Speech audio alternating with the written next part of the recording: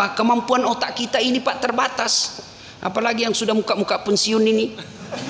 Oh, ibarat kaset kosong, kaset kusut lagu lama. Susah merekam Pak. Maka kadang-kadang kita bawa merekam.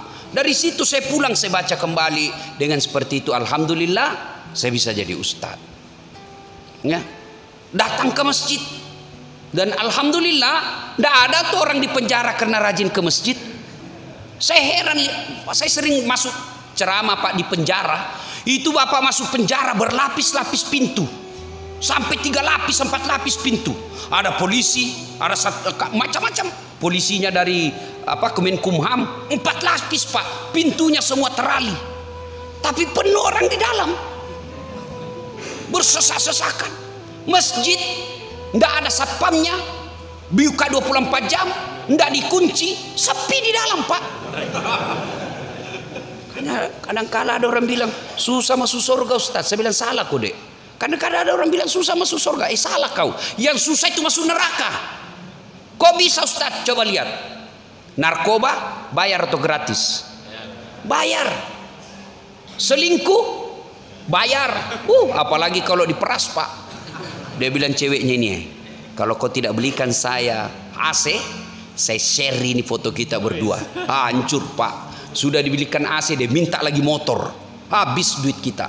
Bahayanya itu Pak. Narkoba bayar, judi bayar, mabuk bayar, dugem bayar, selingkuh bayar, semua dibayar. Dan itu pintu masuk neraka. Sholat gratis, puasa gratis, ngaji gratis, berjamaah gratis, naik haji kalau mampu. Dan itu menguntung masuk ke surga. Jadi yang susah itu sebenarnya bukan mendekatkan diri kepada Allah, yang susah adalah mendekatkan diri ke neraka. Ada masalah, datang ke masjid. Ibu-ibu bertengkar dengan suami, tidak usah putus asa, minta pertolongan kepada Allah. Adik-adik mau kerja, minta pertolongan kepada Allah. Ustaz, saya sudah 3 tahun menganggur Ustaz, tidak punya kerja Ustaz. Yuk perbaiki sholatmu. Ngadu dalam pertolongan Allah, minta pertolongan Allah. Selesai ke sholat, minta kepada Allah. Tidak ada yang mustahil kalau Allah yang kabulkan. Soal jadi pegawai kecil buat Allah, kecil. Jangankan yang ada jalannya, jangankan yang masuk akal, tidak masuk akal saja. Kalau Allah mau pasti terjadi. Saya tanya, bapak-bapak, ada yang pernah masuk perut ikan di sini? Ada? Masuk akal tidak bisa manusia hidup dalam perut ikan? Masuk akal? Tidak masuk akal. Tapi kalau Allah yang mau, Yunus alaihissalam 40 hari dalam perut ikan keluar dengan selamat. Ayo, ada di sini pernah dibakar hidup-hidup? Bisa tidak hidup manusia kalau dibakar dalam api yang sangat besar? Bisa? Tidak mungkin, tidak masuk akal. Tapi kalau Allah yang mau, Ibrahim alaihissalam dibakar dalam api yang sangat besar, keluar kedinginan. Ayo, kalau Allah yang mau. Perempuan bisa tidak hamil tidak pernah disentuh laki-laki? Bisa tidak? Tidak mungkin. Tapi kalau Allah, Siti Maryam, wanita suci, tidak pernah disentuh laki-laki, hamil melahirkan Isa alaihissalam. Kalau Allah mau. Cuma sekarang banyak yang mau saingan Siti Maryam. Hamil tidak ada suaminya. Beleng-beleng. Tahu beleng-beleng Pak? Dongo. Tahu dongo? Beleng-beleng. Tahu beleng-beleng? Ya dongo. Dongo itu tidak masuk akal. Rocky Gerung bilang dungu. Ya, tidak masuk akal. Tapi kalau Allah yang mau pasti terjadi. Lihat sungai, lihat aliran sungai di got. Kalau air mengalir ke kanan, benda yang ada di atas air itu pasti juga mengalir ke kanan. Tapi kalau Allah yang mau, sungai Nil airnya mengalir ke kanan, petinya Nabi Musa justru mengalir ke kiri. Anehnya, ajaibnya lagi, petinya Nabi Musa masuk ke pengarang rumahnya Fir'aun, yang mana Fir'aun punya perda waktu itu, kalau ada bayi laki-laki kau dapat bunuh. Petinya Nabi Musa masuk ke dalam ruangannya, pekarangannya Fir'aun, dan hebatnya lagi didapat ini bayi oleh Fir'aun, istrinya yang dapat. Datang Fir'aun mau membunuhnya, malah dikencingi sama Musa kecil. Mau dibunuh, kata istrinya, jangan, ini kiriman dewa. Sudah lama saya mau putra laki-laki. Ini Allah melindungi Nabi Musa, di bawah hidungnya Fir'aun yang mau membunuhnya. Coba baca kisahnya itu. Kan itu istrinya Fir'aun kan beriman kepada Allah. Dalam rumah tangga yuk, halo ibu, bu. Dalam Quran itu ada 4 tipe rumah tangga. 1, istri beriman, suaminya kafir, Fir'aun. Ada lagi istrinya kafir, suaminya beriman, Lut alaihissalam. Ada lagi istri beriman, istri kafir, suami kafir. Siapa? Abu Lahab. Dan yang keempat, istri beriman, suami beriman. Siapa dia? Ibrahim alaihissalam. Kira-kira ibu mau rumah tangga yang bagaimana? Ibrahim. Tapi ibu harus tahu, Ibrahim itu 2 istrinya.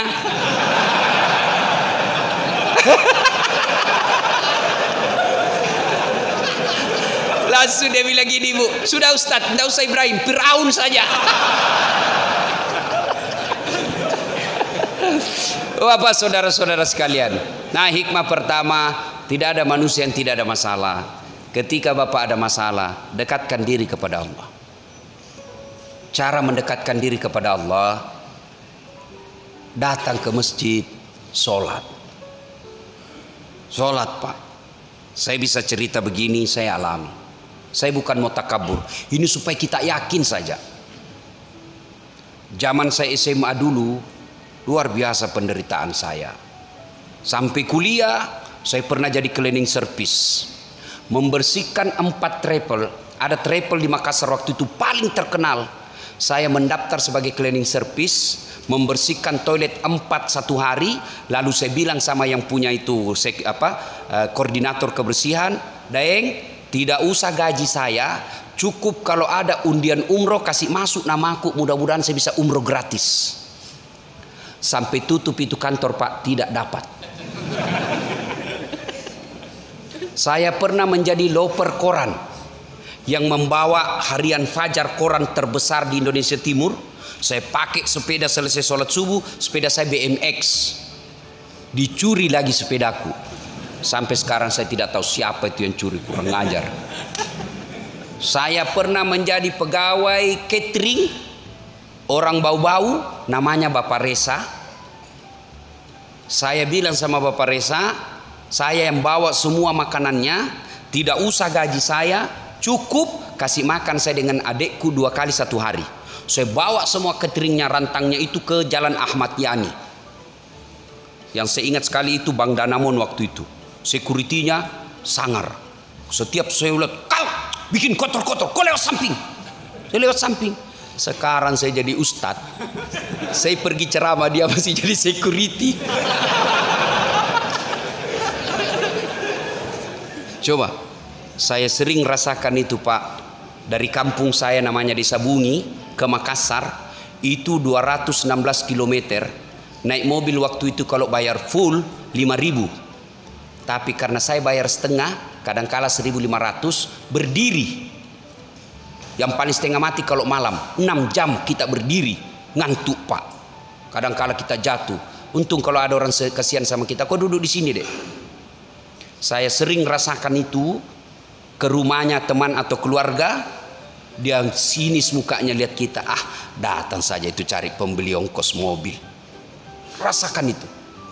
Dan saya pernah rasakan, saya keluar dari kuliah itu, kalau saya mengajar saya ingat terus itu ruangan itu 207 PIS 3 lantai 2 Unhas Sospol. Saya keluar dari ruangan itu, dia tunjuk saya temanku, Dasat, enggak malu kok itu bajumu rombengan. Tahu rombengan, Pak? Baju dalam karung, yang baju-baju bekas dulu itu yang terkenal, dibeli kalau di Matahari 100.000 satu, ini 100.000 7 masih bisa ditawar. Itu enggak malu-malu kau cakar semua bajumu. Saya tidak marah, saya hanya berdoa kepada Allah, ya Allah, berikan saya umur yang panjang supaya saya bisa berbuat baik sama orang ini. Saya pernah menjadi tukang cuci keluarga-keluarga saya. Saya datang sama keluarga saya, enggak usah kau gaji tukang cuci, saya yang cucikan kau, terserah kau mau bayar saya berapa. Tapi saya selalu yakin, Tidak ada manusia yang tidak ada masalahnya. Selama baik ini ibadahku, insya Allah ini hanya sesaat ini penderitaanku. Perbaiki sholat saya, perbaiki berjamaah saya, perbaiki sholat sunnah saya dengan izin Allah. Alhamdulillah. Itu kawan saya yang pernah hina saya bilang baju cakar, sudah tahun ke-8 Ramadan kemarin saya kasih zakat. Dulu saya jadi cleaning service supaya bisa umroh. Sekarang saya bisa punya umroh, punya travel sendiri. Saya bisa umroh kapan saja saya mau. Kalau saya dulu jalan kaki, alhamdulillah. Sekarang saya punya kereta mobil, beberapa unit yang saya pakai sekarang di Makassar operasional saya. Belum ada 10 mobil seperti itu di Makassar. Dengan izin Allah. Ini gelar saya yang terlalu banyak. Kan tidak masuk akal itu, bos. Kadang ada orang bilang, nipu-nipu saja itu Ustaz. Saya kasih lihat kok sertifikatku, ijazahku kalau kau tidak percaya. Gimana ceritanya? Bersamaan waktunya, saya S2 bersamaan waktunya, S3 bersamaan waktunya, satu luar negeri, satu dalam negeri, dan itu bisa selesai. Gimana caranya? Begitu pening otak saya ngadu kepada Allah. Sholat, tidak ada yang tidak masuk akal kalau Allah mau. Perbaiki saja sholat ini anak muda ini, masih di muda kau. Kau perbaiki sholatmu, Allah yang ngangkat kau derajatmu. Kecil buat Allah kasih jadi kau kepala dinas, kecil buat Allah kasih jadi kau wali kota. Yang penting dekati Allah. Saya bukan mau takabur.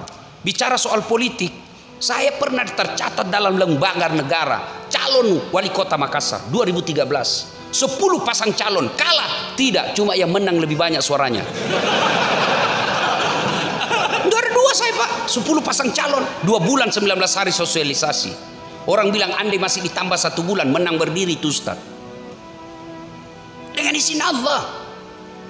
Bapak-bapak ini yang pegawai negeri, tidak usah kau cari muka sama wali kotamu. Capek kau cari muka. Ganti lagi wali kota, cari muka lagi. Ganti lagi, cari muka lagi. Kau sudah punya muka, ngapain kau cari-cari? Ngadu aja kepada Allah. Nih bapak polisi, tidak usah cari muka sama komandan. Bapak cari muka sama manusia, disuruh kerja 10 disuruh kerja 9 yang benar, 1 yang salah, yang 1 dia persoalkan. Dongo ini, kenapa enggak? Dia lupa yang 9 baik. Tapi kalau bapak ngadu kepada Allah, kecil bolak-balikan hati manusia itu. Maka begitu ada masalah ibu rumah tanggamu berantakan, ngadu kepada Allah. Kau bangun salat tengah malam, ya Allah, tidak mungkin aku bisa mengawasi suamiku. Engkau yang mengawasi suami saya. Engkau yang membolak-balikkan hati suami saya. Pelihara suamiku, lindungi dirinya dari wanita-wanita jahat. Laksanakan sholat tahajud. Ini curhatnya di mana? Berdoanya di Facebook. Sibuknya itu Tuhan mau baca statusmu. Sedikit-dikit update status, ya Allah lindungi suamiku. 1 jam kemudian, ya Allah murahkan rezeki suamiku. Tapi bukan di atas sajadah, di mana? Di Facebook. Sibuk betul Tuhanmu mau baca statusmu. Yang ketawa saya serius ini. Ayo ngadu kepada Allah. Coba angkat tangan yang ada masalahnya. Nah itu bapak, apa masalahnya Pak di belakang? Mau kawin lagi? Ini masalahnya laki-laki ini umumnya mau kawin lagi takut sama istri. Semua kita punya masalah Pak. Berarti bukan masalah itu. Bapak kira Ustadz tidak ada masalahnya? Dalam dakwah saja kita kadang-kala dihina. Capek, belum apa-apa, disuruh lagi lambut ceramah, tidak dihargai perasaannya kita. Kadang-kala kita seolah-olah dikasih seperti gembel pengamen, nanya bagaimana kalau begini, berapa honornya Pak? Bolehkah datang Bapak sehari 5 kali ceramah dengan honor yang sama? Kok kira itu enak perasaan kita? Kok kasih tahu begitu? Semua orang punya masalah. Tapi ketika kita lagi gundah ada masalah itu, lebih kembalikan kepada Allah. Siapa Das'at? Siapa saya ini? Nabi saja punya masalah. Manusia paling mulia, tidak ada dosanya. Doanya pasti dikabulkan Allah. Apa tidak punya masalah? Beliau masih dalam perut, sudah yatim, lah wafat bapaknya. Baru 2 hari, 3 hari setelah dilahirkan sudah diambil ibu susunya. 4 tahun bersama ibu susunya. Usia 4 tahun diambil sama ibunya. Usia 6 tahun sudah wafat ibunya di desa Afwa ketika pulang ziarah kubur. 6 tahun Rasulullah sudah yatim piatu. Diambil oleh kakeknya. 2 tahun dalam pemeliharaan kakeknya. Wafat lagi Abdul Muttalib. Diambil oleh pamannya. Masya Allah, masalah demi masalah beliau hadapi. Itu Nabi, kekasih Allah. pun ada masalahnya. Apalagi kita yang tukang bohong. Sama istri aja kita tipu. Cari duit tidak ada. Benar bu, tidak ada. Padahal di bawah kos kakinya disimpan. Pastilah punya masalah. Nah, begitu ada masalah tidak ada pilihan lain. Takarrub ilallah, dekatkan diri kepada Allah Subhanahu wa taala. Dengan cara apa? Perbaiki sholat. Saya kalau ceramah itu Pak, ini aja saya bahas. Sholat, baiki rumah tanggamu. Ya, sholat Pak. Tidak ada yang mustahil kalau Allah menolong kita. Perbaiki aja sholat. Saya sudah sholat Ustaz. Betul Bapak sholat tapi main-main. Banyak kan kita sholat cari duit. Allahu Akbar. Tadi 200.000 uang. Beli bensin 100.000. Pulsa 50.000. Mana yang 50 ya? Allahu Akbar. Sambil dia periksa itu kantongnya. Sami Allahu liman hamidah. Belum dia dapat. Allahu Akbar. Di mana aku simpan? Begitu salam. Assalamualaikum. Di bawah sadel. Wah. Dari takbir sampai salam duit dia cari. Allahu Akbar. Rakaat kedua tiba-tiba dia ingat. Kunci motor melengket di motor. Pasti kau tidak husuk lagi bos. Hilang sudah motor. Allah. Bagaimana sholatmu bisa memperbaiki diri? Ayo. Kalau bapak punya masalah dan sudah sholat, bukan masalahmu, tapi masalahmu sholatmu belum bagus. Ayo perbaiki sholat pak. Yang kedua, hikmah dari kisah ini. Ternyata bapak ibu saudara-saudara sekalian, dalam hidup ini salah satu lagi cara untuk menyelesaikan masalah silul arham, sambungkan persaudaraan. Tadi hubungan kepada Allah. Sekarang yang kedua horizontal. Nabi tadi lapar kan, tidak perlu mengeluarkan uang. Kenapa? Diberi makan oleh Abu Ayyub Al-Ansari. Artinya apa? Dengan persaudaraan kita bisa murah rezeki. Kata Nabi kan, siapa yang mau dipanjangkan umurnya, dimurahkan rezekinya, dia selesaikan masalahnya, hendaklah dia menyambungkan persaudaraan. Dan saya rasakan pak, saya ini tidak banyak uang, tapi temanku banyak uangnya. Saya tidak banyak uang, tapi banyak teman saya yang banyak uangnya. Aman pak. Saya di Makassar hampir tidak pernah laku duit saya. Kemana-mana ada yang bayarkan. Saya baru turun dari mobil, kalau ke pasar ada yang teriak, "Assalamualaikum Ustaz." Dalam hatiku aman dan terkendali.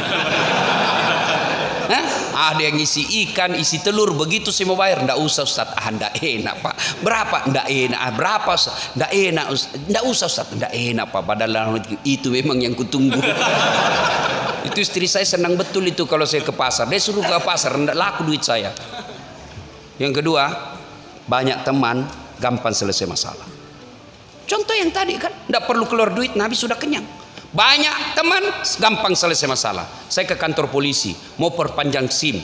Tiba-tiba dilihat sama Kapolres. "Assalamualaikum Ustaz." "Waalaikumsalam." "Siap komandan." "Ada apa Ustaz?" "Perpanjangan SIM komandan." "Komandan, panggil Kasat Lantas. Tolong bantu selesaikan SIM-nya Ustaz. Yang ku minta uang dosa uang Ustaz ku makan." Selesai masalah. Ayo. Maka goblok orang yang tidak mau menyambungkan persaudaraan. Ini yang kadang kala memutuskan persaudaraan kita di masjid ini apa? Perbedaan mazhab. Sama nabinya, sama sahadatnya, sama rakaatnya, salat duhurnya, sama puasanya, sama rukun imannya, sama rukun Islamnya. Hanya karena berbeda mazhab dalam soal fikih, mereka saling mengkafirkan. Ini banyak nih anak-anak muda sekarang. Baru belajar agama 3 bulan. Itu pun melalui YouTube. Baru 2 menit habis kotanya. Apa yang kau tahu dengan 1 menit? Ya, coba lihat itu. Saya kadang-kala melihat picture, gambar-gambar.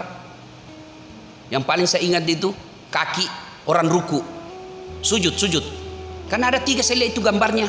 Gambar pertama kakinya lurus begini.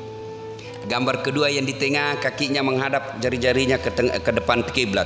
Gambar ketiga membelakang begini kakinya. Lalu yang kiri kanan dia coret silang, tulis salah, baru yang di depan betul. Itu bukan begitu kalimatnya mestinya. Bukan salah ini kiri kanan. Salah itu kan batal. Tapi apa yang tertulis mestinya tidak sunnah. Tengah sunnah. Artinya apa? Kau laksanakan tinggi pahalanya, kau tidak laksanakan tetap sah pahala salatmu. Kan banyak yang begini pak, berbeda pendapat tidak mau datang ke masjid. Yang anehnya lagi, bikin-bikin klub pengajian, sahabat ini, sahabat ini, sahabat ini. Berarti ada yang bukan sahabatmu. Bikin kelompok pengajian tidak mau ikuti kalau bukan ustadznya. Saya ditanya, Ustadz Bapak, saya Islam, Nabiku Muhammad SAW, syahadatku 2 kalimat syahadat. Kalau berbeda pendapat silakan, tapi jangan kau kafirkan orang. Hanya karena berbeda kita takbir. Ada yang begini, ada yang begini, silakan. Ada juga yang saya lihat dia pegang kepalanya. Terserah, yang penting jangan kau salahkan orang. Ada juga takbir kayak kacamata. Allah. Silakan, yang penting ada dalilmu. Ya. Kita berbeda pendapat boleh dalam Islam. Yang salah ketika Anda mengkafirkan orang yang berbeda pendapat dengan kalian. Sampai saya dimaki-maki Pak di Facebook. Apa ini Ustadz Dasat bicara sunnah-sunnah, baru kau tidak pelihara sunnah. Saya bilang, kenapa kau tuduh saya tidak pelihara sunnah? Buktinya kau tidak pelihara jenggot. Ya mau diapa kalau tidak mau tumbuh? Saya sudah kasih minyak, malah marah istri saya di rumah. Katanya kasih kotor-kotor bantal. Sudahlah, berbeda pendapat itu biasa. Yang penting jangan memecahkan persaudaraan. Coba kita lihat Pak. Kadangkala mazhab NU tidak mau datang ke masjid Muhammadiyah. Muhammadiyah tidak mau datang ke masjid NU. Wah sudah. Ini kalau kita begini terus maka kita akan terbelakang. Hikmah dari kisah ini, dengan persaudaraan kita bisa menyelesaikan masalah. Yang ketiga, kisah dari ini. Subhanallah, ternyata kita ini nanti dimintai nikmat yang Allah berikan, diminta tanggung jawabnya. Kadang-kala kita bilang, nikmat apa yang Allah berikan? Saya Ustadz orang miskin. Nikmat itu yang paling tinggi dan tidak bisa dihitung, fi ahsani taqwim, nih badan kita. Mau Pak? Ibu-ibu, mau saya kasih handphone? Mau? Gratis Ibu, pulsanya 5 juta, iPhone X Max, mau Ibu? Mau. Tapi begitu saya kasih langsung tuli. Mana yang mau tadi? Ayo, mau diapa handphone kalau sudah tuli? Halo? Halo? Rusak lagi nih HP. Halo? Bukan HP rusak, telingamu yang bermasalah bos. Berarti yang mahal bukan handphone, yang mahal bukan seluler, yang mahal bukan pulsa, tapi yang mahal adalah telinga. Allah kasih kita telinga gratis, tidak perlu dibayar. Ayo. Mau lagi saya kasih contoh? Mau? Bapak minum, makan, itu ada racun. Dan mata kita tidak bisa memisahkan mana racun, mana bukan. Siapa yang memisahkan itu? Ginjal. Dan Bapak tahu harganya itu ginjal 600 juta lebih kalau di Hong Kong, 600 juta. Allah kasih 2 gratis, tidak perlu bayar. Berarti ginjal lebih 1 miliar Bapak punya. Ayo, mau jual ginjalnya Pak?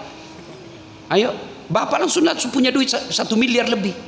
Mau lebih hebat lagi, jual jantungmu.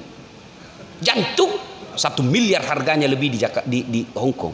Bapak jual jantungnya, dibeli orang 1 miliar. Allah kasih gratis. Coba kalau disuruh bayar itu Pak. Ada orang kesehatan di sini. Coba Bapak lihat itu orang yang bernapas oksigen. Itu tabungnya itu lebih 1 juta. Tabung dipakai kadang-kala 1 hari, 2 hari. Bagaimana seandainya oksigen dibayar? Bisa dibeli. Kita ini kaya Pak, jangan pernah merasa miskin. Tapi ingat, semua nikmat Allah akan diminta tanggung jawabnya di akhirat kelak. Kalau Bapak bersyukur, Allah tambah. Tapi kalau tidak disyukuri, Allah kasih azabnya. Inna azabi lazadid. Azab Allah sungguh sangat pedih. Bapak diberi mata yang sehat, diberi kaki yang sehat, diberi pernapasan yang sehat, semua gratis. Tapi kalau Bapak tidak sujud di hadapan Allah, melawan larangan-larangan Allah, justru menghindari perintah-perintah Allah, maka tunggu, azab Allah pasti akan turun.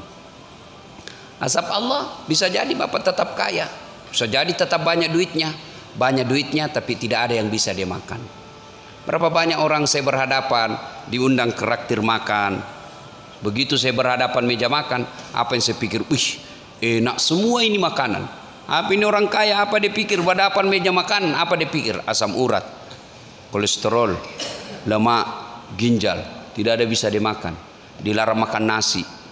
Bayangkan Pak, dilarang makan nasi, duitnya 2 miliar. Dilarang makan nasi, dilarang makan daging, dilarang makan sayur, dilarang makan garam, dilarang makan gula.